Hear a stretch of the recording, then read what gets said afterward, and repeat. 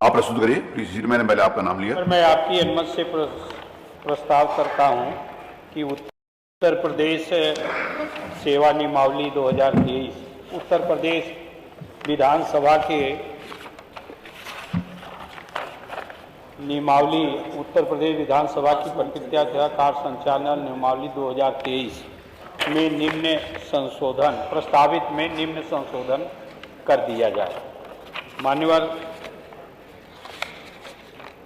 उसके नियम 42 के में जहाँ 2 लिखा है कि अनुपूरक प्रश्न पूछ सकते हैं, उसको पहले की तरह रहने दिया जाए।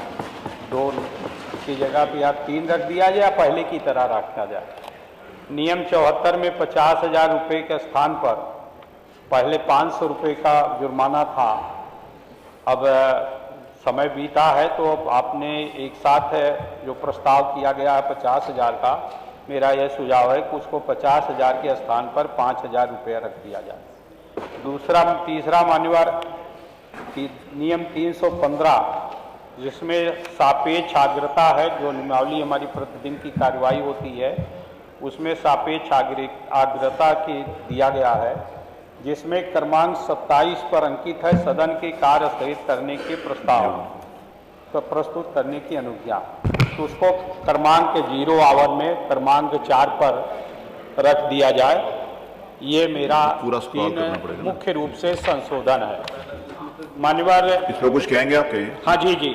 मान्यवर, मेरा निवेदन है कि आपने एक पहले से ही कह दिया कि विस्तृत व्याख्या नियमों का, उसके लिए निर्देश है उत्तर प्रदेश विधानसभा का अध्यक्ष के निर्देश, जिसमें विस्तृत व्याख्या है कि किस नियमावली को किस तरह से हम विधानसभा में उसकी क्या प्रक्रिया होगी, ये दिया है। उसके परिप्रेक्ष्य में आपने कहा है कि हम उसकी अलग से एक किताब बनवाने का प्रयास कर रहे हैं, जिसमें काल और सकधर की तरह से व्याख्या की जाएगी। निश्चित रूप से वो स्वागत योग्य है।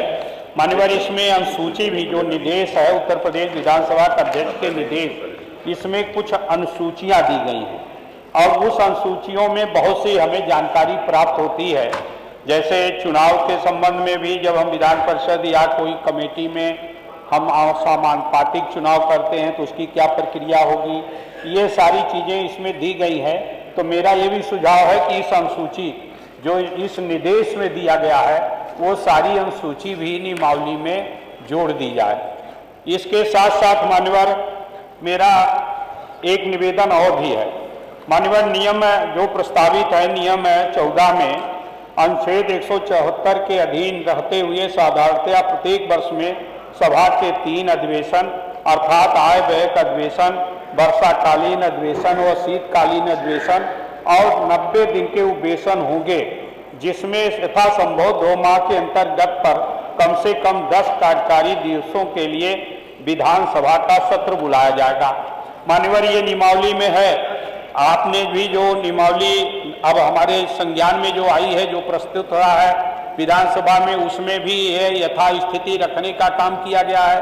लेकिन अगर नियमावली में है मान्यवर और उसको पालन नहीं हो पाता तो हम इस बात का सुनिश्चित करें कि नियमावली का जो वो बिंदु है, और निश्चित रूप से मेरा ये मानना है कि लोकतंत्र को मजबूत बनाए रखने के लिए सदन की बैठकें ज़्यादा होना आवश्यक है।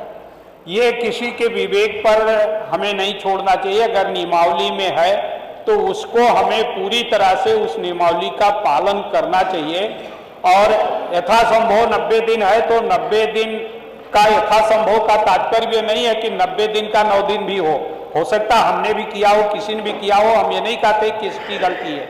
मेरा ये तात्पर्य है कि 90 दिन का 80 दिन भी हो सकता है, 100 दिन भी हो सकता है, 110 दिन भी हो सकता है, लेकिन जितना ही अधिक सदन चलेगा मान्यवर,